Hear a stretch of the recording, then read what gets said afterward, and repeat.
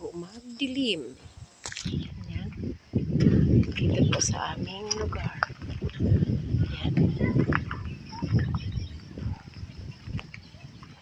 Yan. Yan na po ang kanilang mga baka. Yan, guys. Yan, guys.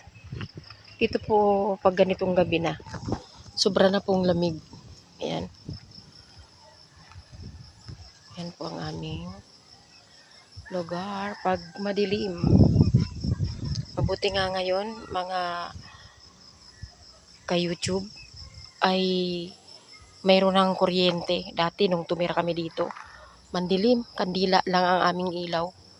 Ayan, mabuti ngayon medyo umangat-angat na rin yung buhay nila dito. May mga kuryente na. Ayan, ayan. Ayan guys. Ayan po, ami pong lugar. Ayan guys. Ayan. Ayan. Ayan guys, ang aming lugar po pag madilim.